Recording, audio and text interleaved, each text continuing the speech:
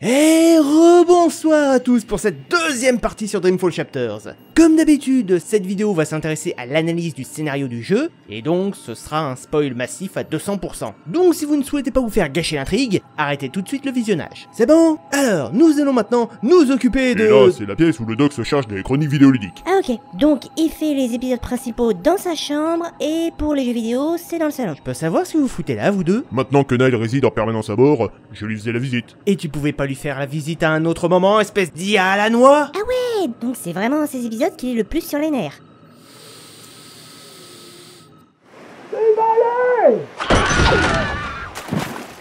Quelqu'un a quelque chose à ajouter? Je préfère.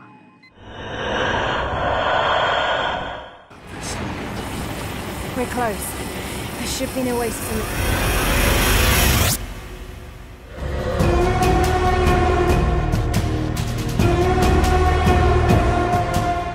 Bien, à présent que tout le monde est prêt, commençons l'intrigue.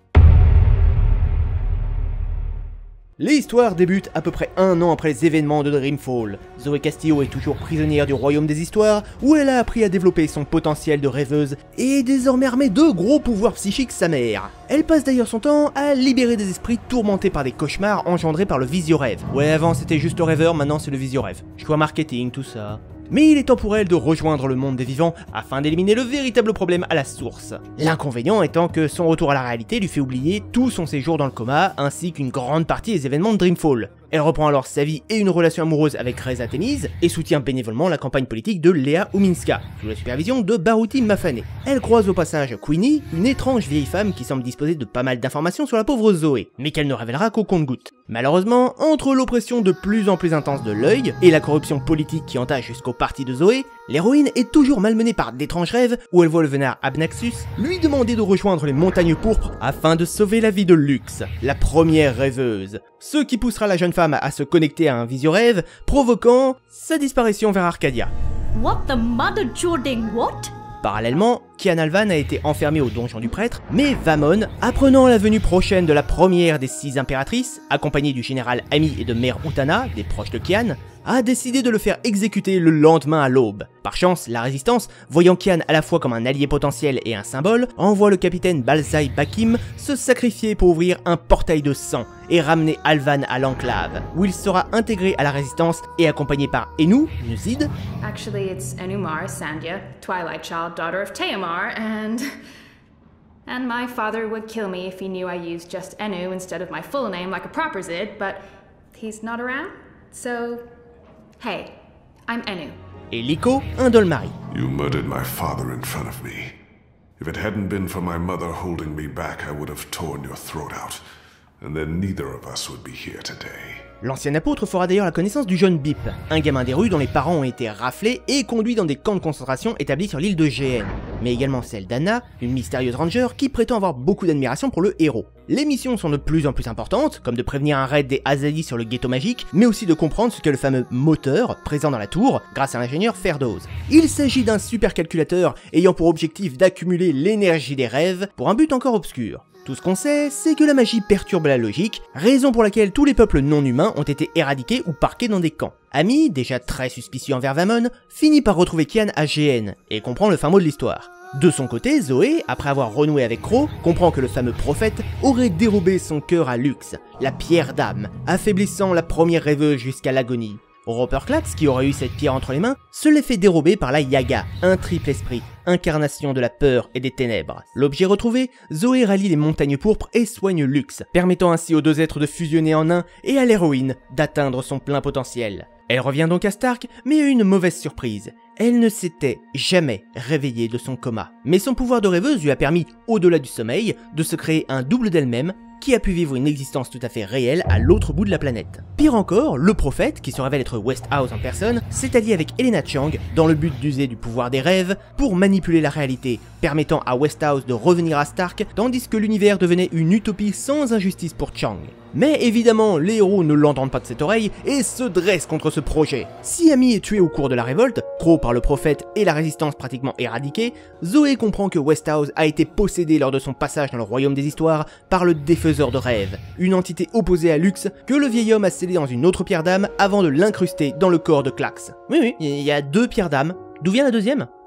Aucune idée. Parallèlement, Kian est trahi par Mère Utana, qui se révèle être la véritable tête pensante du progrès scientifique Azadi, et elle le poignarde, le laissant pour mort. Et c'est là qu'intervient le fameux troisième personnage. Quelque part dans une maison perdue entre les mondes, une enfant est née, prénommée Saga. Se découvrant un potentiel de franchisseuse, et se révélant être la réincarnation d'April Ryan, elle va grandir et finalement s'enfuir de chez elle pour visiter les univers parallèles, faisant d'elle une voyageuse accomplie. Afin de réaliser une prophétie, elle rejoint Arcadia et soigne Kian de justesse, avant d'ouvrir une faille pour permettre à Zoé, Kian et Ferdoz de communiquer. Zoé avoue à l'apôtre comment se débarrasser de Westhouse en usant de la lance d'argent de Gorimon pour détruire la partie de la pierre d'âme où était scellé le défaiseur de rêves, ce qui le renvoie à Stark où Zoé parvient à l'exorciser définitivement pour récupérer en elle à la fois Lux et le défaiseur. Au final, les Azadi sont chassés de Marcuria, mais Kian et Saga, qui au passage a fait se réincarner Crow dans le corps d'un oisillon, ne me demandez ni comment ni pourquoi, j'en sais rien, vont poursuivre leur guerre civile jusque dans la ville de Sadir, pour libérer les Azadi de l'emprise des anti-magies et de Utana, tandis que Sœur Saga est jetée dans le vide par Vamon, et lui-même est massacré par Anna et des magiques dans une ruelle sombre. Et à Stark, Waticorp est enfin mis à genoux par toutes les révélations transmises par le réseau. Reza Temiz est libéré du contrôle mental exercé par la société. Oui, à aucun moment dans le jeu on avait l'impression qu'il était contrôlé mentalement, mais bon, vos gueules. Zoé se réconcilie avec son père, Chang a disparu pour de bon, et on retrouve l'héroïne quelques années plus tard, en couple et heureuse, attendant un enfant. De nombreuses années plus tard, on retrouve une Saga diminuée par l'âge, alors qu'elle se prépare à accueillir la jeune April Ryan dans sa demeure perdue entre les mondes. Et c'est ainsi que s'achève Dreamfall Chapters. Bon, ça va pas être simple. Bon, commençons d'abord par les points positifs, à savoir l'univers qui est toujours aussi énorme et détaillé, notamment Stark, là encore, qui bénéficie d'un côté cyberpunk encore plus prononcé, notamment avec la technologie de l'Iris qui a vraiment l'air d'être un putain d'implant oculaire, surtout que la technologie des implants n'était pas du tout abordée dans les épisodes précédents. Mais bon, on reste quand même dans un univers où les corporations ont tout pouvoir, qui peuvent nous coller des robots de pub encore plus acharnés que des témoins de Jéhovah. Annoying. Go away, leave me alone and never come back. Unable to comply with request. Please contact Waticorp Customer Relations for a complete list of compatible interactions. Qui peuvent vous forcer très facilement à un abonnement à vie à leur service sans aucun moyen de se rétracter, sans parler du fait que l'œil, la milice du syndicat, est toujours aussi répressive et envahissante. Et la situation se révèle de plus en plus instable pour le peuple, notamment en cette période d'élection politique. Sauf que même là, derrière les slogans et les beaux sourires, on se rend bien compte que tous les politiciens partagent le même nid de vipère. Même deux opposants politiques vont se retrouver à assister aux mêmes réunions avec la multinationale qui les abreuve de pots de vin en échange de passe-droit. Heureusement qu'on n'a pas ça chez nous, hein. Vous dites rien pour sauvegarder mon innocence, c'est ça? Democracy is dead. The corporates won, the elections are a facade, it's all a big, fat, festering lie. A show put on by our syndicate puppet masters to appease the proletariat. Bon si tout le monde est déjà au courant, je vais pas insister. On sera par contre un chouïa déçu pour ce qui est de nos voyages à Arcadia, puisque désormais, en dehors de la magie et des populations exotiques, je suis désolé, mais ça reste l'Europe du Troisième Reich. Tiens, marche encore ce truc-là? Alors ok, c'est une référence, et je peux comprendre que toute civilisation peut arriver à ce degré de saloperie, mais quand même, on passe littéralement d'un univers qui oscille entre le Disque Monde et le Seigneur des Anneaux, et on se retrouve dans Game of Thrones. If you speak out of turn again, I'll cut off your dick and shove it down your throat. Ah mais vraiment, hein, c'est presque uniquement ça. De la rébellion, de la tyrannie, des intrigues politiques, du fanatisme, et quelque chose me dit que s'ils avaient pu mettre des scènes de cul, ils l'auraient fait. This is not the time. I'm as hard as Nigali steel. This is exactly the time. Bordel, ils ont même un front national qui nous abreuve de discours racistes à l'égard des magiques. Cependant, ça c'est un bon point à noter. La censure qu'on avait en Dreamfall a totalement mis les voiles. Probablement parce que le jeu était un peu plus libre que sous le commandement direct de Funcom. Même si parfois, on peut se demander s'ils se sont pas un peu trop lâchés. If you so much as touch Carl, I will cut off your testicles and make a kebab. Oh, you're such a fucking puppy dog, Wade. Such a fucking Gondor. And no wonder your armor left you in the dumpster after she squirted you out of her filthy chute. That wasn't just shit. That was sub-shit. A shit taken by a shit. We're delving into the filthy nether regions of shittiness here. Ouais, surtout avec Mira. Même si, bon, faut l'admettre, l'humour est loin d'avoir mis les voiles, il est toujours présent, même si, à l'exception des vannes de Crow, il est moins innocent qu'avant. Help! You tried to steal my purse. So? You're a Zardi. That's the worst excuse ever for stealing a purse. That's like 2 things that mean you shouldn't be here, and I could probably think of more if you need me to. I have a sword, and I'm bigger than you. Those are 2 things that count in your favor, granted. I'm really not supposed to. Right. Bigger and sword. But enough about me. What about you? What have you been up to? Coma, mostly. That sounds nice. Was it nice? Wouldn't recommend it, no. You know, one of those stirring, heroic monologues before the final act, before everyone dies? I'm not saying everyone's going to die, I'm just saying... Someone survived being punched by you. I held back. Who the hell are you? Is everyone gonna ask me that question? Who am I kidding? Of course everyone's going to ask me that question. Et pour cet épisode, là encore, les personnages sont une grande force de cet épisode. Comme d'hab, l'univers se veut tout sauf manichéen. Si les Azadi tentent d'éradiquer les magiques, tous ne sont pas des monstres. Certains ont des avis divergents, peuvent reconnaître qu'ils étaient dans l'erreur, et enfin, d'autres ont été manipulés par leurs dirigeants et laissés dans l'ignorance. Les pickpockets de Stark ne sont pas montrés comme des pourritures, pareil pour les partisans politiques. La taupe est une mafieuse qui hait les Azadi au point de n'en avoir rien à battre de buter des gosses, sauf que, les Azadi ont massacré une grande partie de son peuple. Tu m'étonnes qu'elle leur en veuille. Même chez les pires représentants du genre humain, on a parfois quelques points qui expliquent leur psychologie, comme l'administratrice de GN, qui est une saloperie, y a pas d'autre mot, qui prend plaisir à tester des maladies sur les magiques, et va même disséquer des enfants encore vivants. Et en même temps, sa haine de la magie ne sort pas de nulle part. Sa famille a été massacrée par les Dolmari et a elle-même bien souffert entre leurs mains. Pareil avec Honor Ilris, le responsable du FN de Fantasy, dont le père a abandonné sa famille pour aller fréquenter une Dolmari. Ce qui explique à la fois sa misogynie et son racisme. Même les gentils ne sont pas si parfaits que ça. Sous ses dehors de chef de résistance, Shepherd est prête à toutes les bassesses tant que ça permet de sauver les siens. Mira est une tarée psychotique, mais qui se révèle au final très protectrice envers son partenaire, et est sacrément amicale envers Zoé. Liko a beau être dévoré par la haine envers Kian, et être un rebelle qui estime que la torture et le meurtre sont justifiés par leur cause, il finit par s'adoucir au fil du temps, allant même jusqu'à trouver pas mal de points communs entre eux. Pain and blood. What we do isn't pretty, but it must be done to keep others safe. And we are the only ones willing to do it.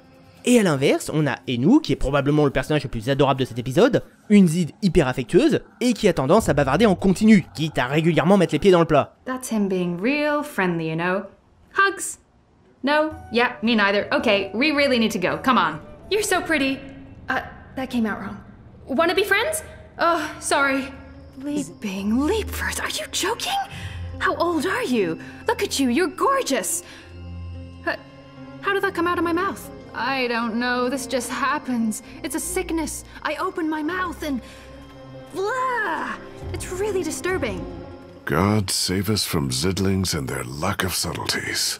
Pour le personnage de Nahane, c'est plus complexe. Car si elle est effectivement désireuse de payer pour ses dettes suite à sa trahison de l'épisode précédent, elle reste très en retrait, car son existence est entièrement entre les mains de Kian. Vous pouvez très bien provoquer sa mort ou son emprisonnement à vie dès le chapitre 3. Et tu parles pas de la caricature de nerd qu'est Ferdoz? Non, parce que c'est vachement offensant quand même. Non. Excuse-moi, mais de toute la saga, en termes de nerd, on a eu Burns Flipper, Liv, Zoé, Mira et Wit. Bon, ça va, les mecs, ils ont le droit de s'amuser une fois de temps en temps. C'est pas parce que je suis un nerd que je vais me vexer à la moindre caricature. Sans compter que Ferdoz est un personnage extrêmement positif, qui refuse de participer à un massacre des magiques. C'est grâce à lui que le moteur des Azadi peut être piraté, et il est même assez courageux pour s'interposer face à un militaire de carrière pour protéger un résistant. Je persiste et je signe, les nerds n'ont aucune raison de se plaindre de lui. Mais la palme du personnage le plus mystérieux, elle revient à Queenie, la vieille dame qui tient quasiment tout le marché chinois et qui tient tête à la mafia locale. Mais surtout, elle semble en savoir beaucoup sur les rêveuses artificielles que sont Faith, Zoé et Anna. Si on sait que Zoé a été sortie de Jiva par son père, on ignore comment Anna s'en était barrée, jusqu'à ce que Queenie laisse échapper quelques indices. Queenie will do. I left my old name behind somewhere. I had no use for it anymore. Abby didn't know, and Hannah wasn't very forthcoming. She doesn't trust many people. She barely trusts me, and I have... Well, I hope I've given her enough reasons to trust me. You're fading, Zoe. Now go home. and do what needs to be done. Wake up. They know I'm here now. Waticorp has been looking for me a long time. I'm a loose thread. Serait-elle donc un membre de Jiva qui aurait permis à Anna de s'évader, avant d'abandonner son nom pour être certaine que Waticorp, qui contrôle Jiva, ne la retrouverait jamais? Après tout, elle prétend passer le reste de sa vie à réparer ses torts. Et ça expliquerait aussi qu'elle soit aussi perspicace vis-à-vis de l'état de rêveuse de Zoé. Ce serait une sacrée coïncidence qu'elle soit tombée par hasard sur Zoé quand même. No coincidence, no story.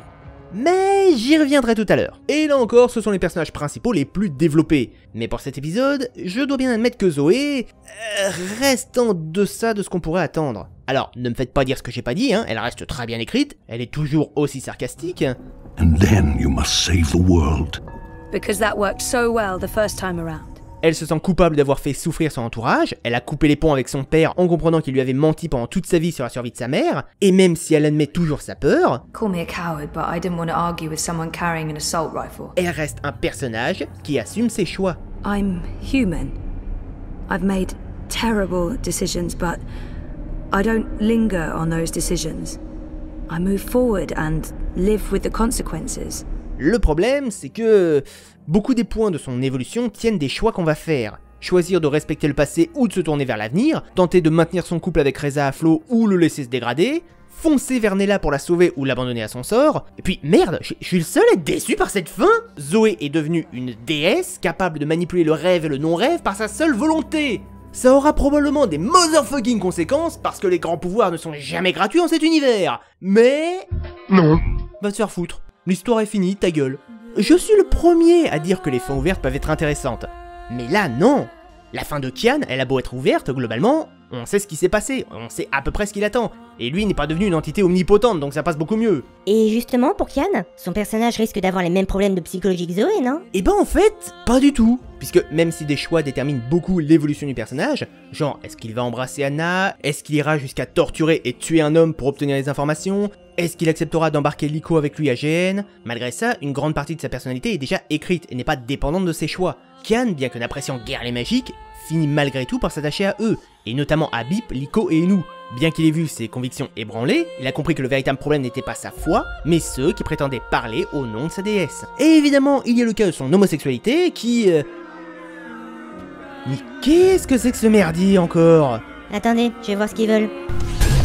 Je crois qu'il y a des anti-LGBT et des SJW. Ensemble? Bah ouais, faut croire. C'est bien la première fois qu'ils sont d'accord sur un truc, ceux-là. Alors? Qu'est-ce qu'ils veulent? Ils critiquent l'homosexualité de Kian Alvan. Mais encore? Alors, les anti-LGBT déclarent que c'est une honte de rendre un perso jouable homosexuel sans prévenir à l'avance, et que c'est juste une manière de satisfaire les SJW. Ouais, venant des anti-LGBT, ça m'étonne pas. Et pour les autres? Ben, les SJW considèrent que rendre homosexuel un fanatique religieux, c'est une manière de discriminer encore plus la communauté LGBT. Oh, ok, on va commencer soft. Primo, l'homosexualité de Kian n'est pas là uniquement pour mettre un perso LGBT. Principalement parce que des persos gays, il y en a depuis le premier Longest Journey. Sophia était ouvertement lesbienne, et même si rien ne le confirmait, il était largement sous-entendu que Liv était gay. D'autre part, l'homosexualité de Kian n'est pas révélée juste pour dire « Hey, on a mis des persos à la sexualité différente, nous sommes des développeurs ouverts d'esprit !» C'est uniquement pour en apprendre plus sur les Azadis. Pour ce qu'on en sait, les Azadis sont les fanatiques religieux qui détestent tout ce qui est magique, y compris les races non humaines. Or, l'homosexualité est considérée comme normale chez eux. Jamais aucun Azadi ne reprochera à qui que ce soit de préférer un sexe plutôt que l'autre. Pour des mecs qui sont du genre à exterminer les individus qui ne sont pas humains, c'est assez incohérent. Ah pas du tout. S'ils détestent les non-humains, c'est parce qu'ils craignent la magie et la voient comme un danger. A raison d'ailleurs. Quand on voit les prodiges dont était capable un simple alchimiste comme Robert Clax, tu m'étonnes que les Azadi la regardent de travers. Alors qu'à l'inverse, les homosexuels ne sont que des humains et donc pas une menace. Ils n'ont donc aucune raison de les martyriser ou de réduire leurs droits. Oui, mais associer les homosexuels aux fanatiques religieux, c'est bien une manière de décrédibiliser le mouvement LGBT, on est d'accord? Donc si je suis ton raisonnement, tous les gays de fiction devraient devenir des chevaliers blancs parfaits et intouchables.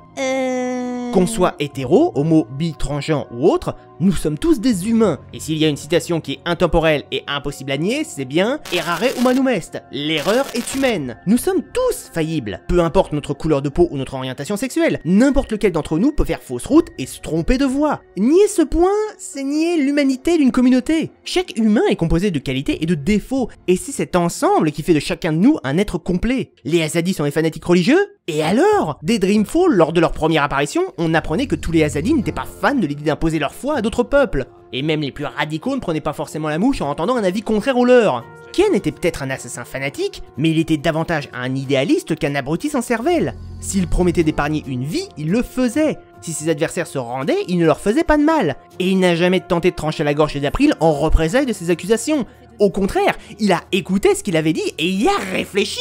Il a compris qu'il avait fait des erreurs, il les a assumées, et quand il en a eu l'opportunité, il a tenté de les réparer. Ce qui le rend 1000 fois plus intéressant qu'un chevalier blanc qui ne commet jamais d'impair et a toujours raison. Oh la vache, ils sont tous repartis? Oh t'inquiète, au premier prétexte ils reviendront en force et... Yegor, qu'est-ce que tu fous avec une planche de surf? Bah j'attends les vagues de haters. La planche, les vagues, humour. Dehors. Mais... Dehors! Et pour Saga, qu'est-ce que tu en dis? Ah, sujet qui fâche. Le problème étant que Saga n'est pas du tout développée, mis à part le fait que dès le berceau elle avait un talent hors norme pour l'infiltration.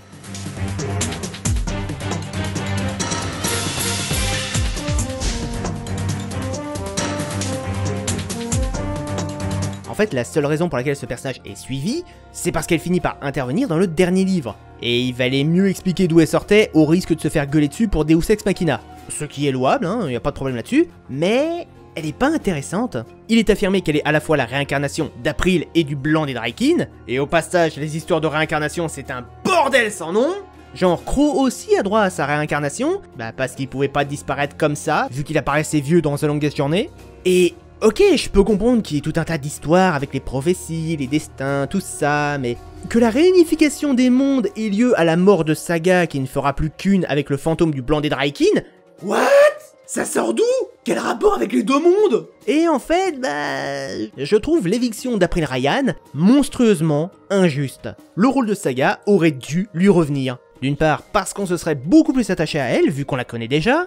On aurait pu imaginer qu'après avoir été mortellement blessée, ses pouvoirs de franchisseuse l'auraient conduite chez Damalvan, à l'époque où sa maison venait d'être construite. Et où on aurait pu alors la suivre alors qu'elle recouvrait ses forces, apprenait davantage de choses sur le reste de l'univers, réapprenait à utiliser ses pouvoirs, et ainsi son retour aurait eu beaucoup moins cet arrière-goût de remplacement hâtif et maladroit. Sans parler du fait que toute l'histoire de Dreamfall et Dreamfall Chapters remet en question tout l'intérêt de The Longest Journey. April a sauvé les deux mondes d'une fusion.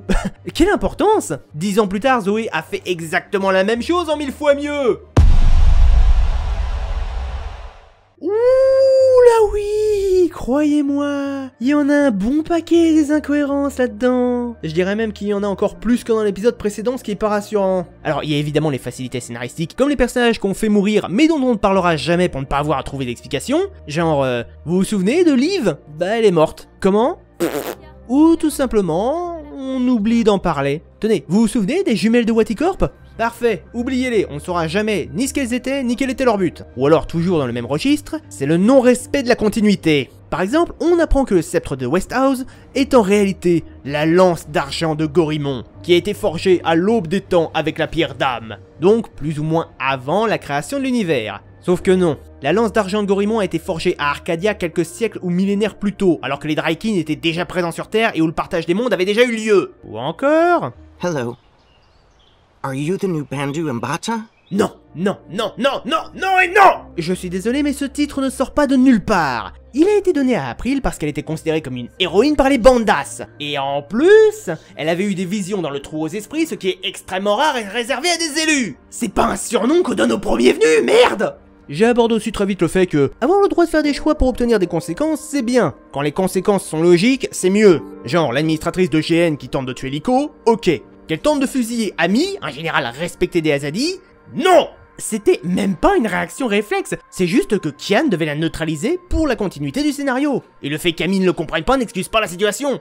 Pareil pour Mira et Wit, qui sont uber importants pour le final. Sauf que si vous n'avez pas choisi de vous tourner vers l'avenir dans la partie 1, le fait que Zoé ne travaille pas avec eux et donc ne les connaisse pas tant que ça ruine grandement la fluidité du final. Et bien entendu, il a des problèmes de logique tout court. Genre, Furdoz, la caricature de nerd qui parvient à retenir un militaire de carrière, ou un autre truc simple, le journal de la main qui nourrit, dirigé par Sully, qui est prêt à révéler tout ce qui pourrait déranger le syndicat. Et si jamais l'œil fait une descente au journal, Sully est prêt à leur faire un procès. We'll sue them for emotional trauma, unlawful intrusion, damages to property, interference with the free press. We'll sue them for 300 million yuan. Ouais, alors, si vraiment le syndicat possède tous les pouvoirs, tes procès, ils iront pas bien loin, en admettant que l'œil ne te colle pas accidentellement une balle dans la tête. Les bavures, ça arrive tellement vite. Ou encore, Zoé est une rêveuse, et peut donc agir sur la réalité quand la frontière entre le rêve et le réel est suffisamment mince, et atteint son plein potentiel après avoir absorbé Lux. Lux qui, au passage, est littéralement la déesse qui a créé tout l'univers par ses rêves. Donc du coup, si toute la réalité est un rêve, Zoé devrait pouvoir la modifier en permanence, non ?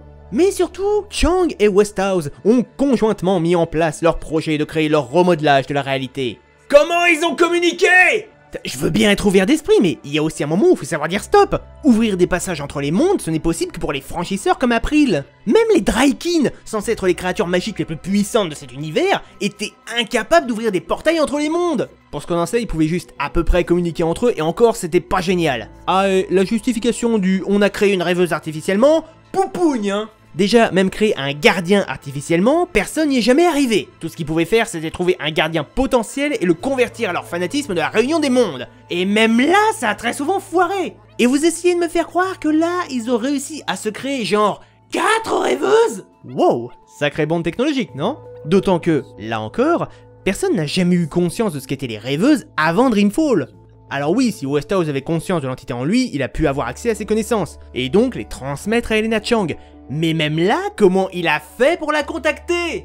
Et maintenant qu'on en parle, Westhouse et Klax. Ces deux-là, c'est le mix de l'absence de logique et de j'encule la continuité. Commençons avec le vieux Roper, dont la psychologie a été totalement remaniée. Klax est décrit comme un ancien mage nécromancien vivant depuis 1 millier d'années, et qui avait tout GN sous son influence. Bordel, quelle dégringolade! Et pourquoi ça, au juste? Ah ouais, c'est vrai que t'étais pas là au premier jeu, toi. Eh bien parce qu'on nous y avait décrit le système magique. Klax est un alchimiste, c'est-à-dire la plus basse catégorie des jeteurs de sorts, celle à laquelle n'importe qui, avec un peu de pratique, peut devenir adepte. Pour les autres catégories de magiciens, il faut avoir un potentiel magique, et c'est principalement parce que ça permettait à April, incapable d'utiliser ses pouvoirs, de se servir de toutes les potions magiques de Klax. C'était même la source du complexe d'infériorité de Roper. Il voulait prouver que l'alchimie était supérieure aux autres formes de magie, ce qu'il n'aurait tout simplement jamais envisagé s'il avait été aussi puissant que l'affirmait Chapters. Oui, mais peut-être qu'il a perdu ses pouvoirs et s'est rabattu sur l'alchimie en contrepartie. Je veux bien, mais à ce moment, d'une part,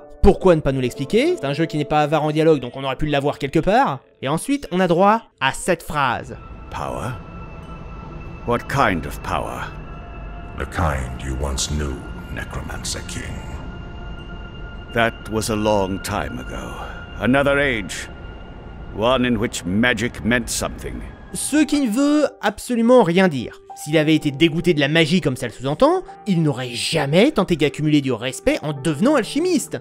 Mais alors dans Chapters, son comportement est le plus en contradiction avec celui de Dreamfall, où il agissait en sorcier maléfique repenti, au point d'être sincèrement heureux de revoir April Ryan et de lui offrir des potions en guise de remerciement. D'ailleurs, elle lui a permis d'avoir le dernier exemplaire de sa biographie placé dans la bibliothèque du Peuple des Ombres, ce qui était pour lui un véritable honneur. Sauf que quand Zoé vient lui adresser la parole dans Chapters, on a affaire à un individu aigri, haineux, qui n'éprouve que rancœur d'avoir été emprisonné pendant une décennie dans une calculatrice, et qui en a été libéré par Westhouse, en échange duquel il a offert ses services en échange du pouvoir. D'ailleurs, là où Klax affirmait que son séjour dans la calculatrice l'avait réconcilié avec les nombres et même permis de devenir un grand mathématicien, ici le gars a l'air complètement traumatisé par les maths, et il accepte d'aller bosser dans un supercalculateur. Vous êtes sûr de votre coup? Mais attends, tu dis que c'était pas crédible qu'il ait changé de comportement, mais qui te dit qu'il ne jouait pas la comédie face à April dans Dreamfall pour laisser tomber le masque face à Zoé, envers lequel il éprouve moins de rancœur? C'est pas plus crédible. Primo, parce que justement, s'il en voulait à ce point à April, il lui aurait été plus dur de dissimuler sa rancœur. Et s'il était si bon acteur au point de duper la jeune femme, eh bah pourquoi ne pas en avoir fait de même avec une fille qui n'avait pour lui aucune importance? Oui, mais si Clax avait eu un jeu peu convaincant devant April, on se serait méfié de lui. Justement, j'y venais. Deuxio, on n'a effectivement aucune raison de se méfier de lui dans Dreamfall, puisque toutes les potions qu'il nous offre ne sont jamais trafiquées. S'il avait eu l'intention de trahir April, il l'aurait fait là. Ou alors il lui aurait filé les potions à prix d'or et pas gratuitement. Sans parler du fait que, contrairement au premier épisode, ici, April est devenue glaciale, paranoïaque et dépressive par-dessus le marché. Jamais elle ne se serait laissée aller à croire des individus qui n'auraient pas été convaincants à 200%. Et enfin, Westhouse. Bordel de merde. Nous avons affaire à un vieil explorateur aigri, possédé par une entité sombre dont on ne sait pas grand-chose, et qui a fini par devenir alcoolique dans l'espoir de la faire taire, et qui n'avait qu'un seul objectif, c'était de rentrer chez lui. Mais considérant la magie dangereuse et ne voulant pas la ramener à Stark, il a choisi de l'éradiquer. Donc en termes de raisonnement, c'est compréhensible, mais pas crédible. D'une part parce qu'il a eu la possibilité de retourner sur Stark, mais il a refusé, pour la simple et bonne raison que... Et parce qu'il s'est passé plus de 2 siècles entre son départ et l'époque d'April. Donc il sera encore plus paumé que sur Arcadia. Il aurait été plus crédible que le défaiseur ne soit présent qu'à l'état latent, sans que Westhouse soit conscient de son existence, ni même des conséquences de celle-ci. Un peu comme une double personnalité, la faisant ressortir alors que personne ne s'y attendait. Rétrospectivement, c'est d'ailleurs un des reproches que j'aurais pu faire à Dreamfall sur son introduction, qui dévoilait l'importance de Westhouse dans le scénario, ce qui conduisait à... deviner son implication, hein. Désolé monsieur Tornquist, hein, mais j'ai deviné que Westhouse et le prophète n'étaient qu'une seule et même personne bien avant le final. Et il y a quand même beaucoup de facilité scénaristique pour les rencontres aussi. Oui, et c'est voulu. À plusieurs reprises, on aura effectivement de bons gros coups de bol sur les rencontres, et en même temps, The Longest Journey s'est toujours mu dans un univers prophétique. Donc il est assez logique d'imaginer que le destin facilite parfois le trajet. Ça reste de la facilité d'écriture, certes, mais au moins c'est assumé. No coincidence, no story. Non, moi, ce qui me pose le plus problème dans ce jeu, c'est le dernier personnage incohérent, qui en plus n'apparaît même pas dans cet épisode. Petit indice, il est bleu et il est à poil. Le docteur Manhattan. Oui, non oui, pardon, c'est vrai que t'étais pas là, toi. C'est le gardien, dont le rôle est de toujours veiller à ce que la magie reste à Arcadia, et la science à Stark. Si Arcadia se met à bannir la magie au profit de la technologie, vous pensez pas que le mec est censé intervenir? Pourtant, il avait dit à April que, justement, l'équilibre des mondes n'était pas menacé. L'équilibre des mondes n'est pas menacé. Ouais. What looks like reality is wavering, breaking apart. The walls between dream and reality are starting to get thin near that vortex. Allô? Oui, gardien, les deux mondes sont légèrement en train d'entrer en collision. Tu pourrais intervenir au lieu de t'occuper de ton jardin, feignasse!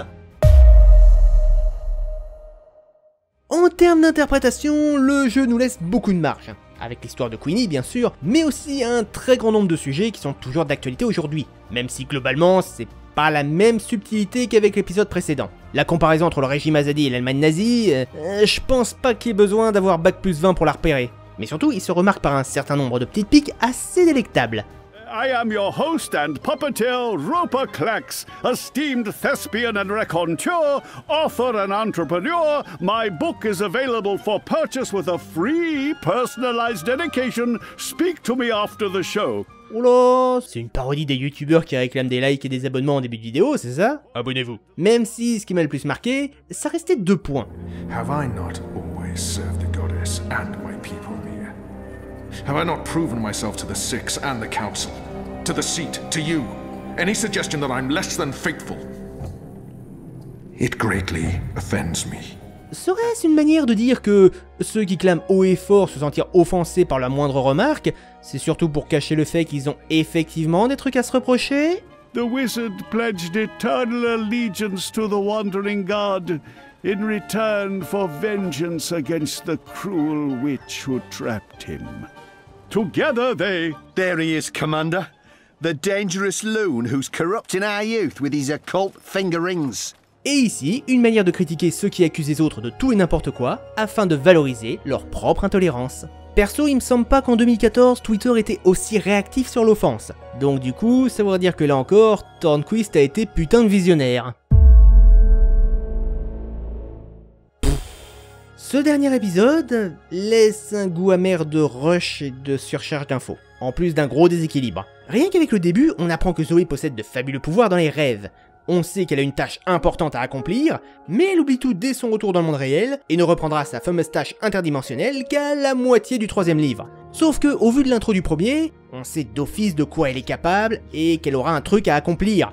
Du coup, on se fout complètement de l'intrigue de Stark, vu qu'on sait déjà ce qu'elle devra faire. Si à l'inverse, on n'avait eu aucune info sur ce qui arrivait à Zoé dans son coma, là, ça aurait davantage tenu en haleine, car on n'aurait vraiment eu aucune idée de ce qui lui était arrivé. Et le final... ben ça fait précipiter. Je suis persuadé que Tornquist avait du contenu pour au moins 2 ou 3 jeux supplémentaires, mais qu'il a dû tout concentrer dans un seul final. D'où cette impression de rush et la quantité considérable d'imperfections qui émaillent le résultat. Alors attention, hein, je dis pas que le jeu est mauvais. Si on fait abstraction en fonction des besoins des 2 premiers jeux, ben il se tient. Il reste précipité sur pas mal de points et on peut tiquer sur certaines incohérences, mais globalement, ça passe. C'est surtout niveau continuité que ça fait chier. Donc pour ce qui est de la note du scénario, 12 sur 20. Combiné à la note du gameplay, ça nous donne 14 sur 20.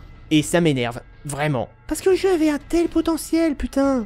Bref, j'ai dit tout ce que j'avais à dire sur Dreamfall Chapters, et je vous invite donc à me retrouver pour la conclusion sur cette série. Sur ce, je vous souhaite une excellente soirée, et à bientôt, à bord de l'Universalis.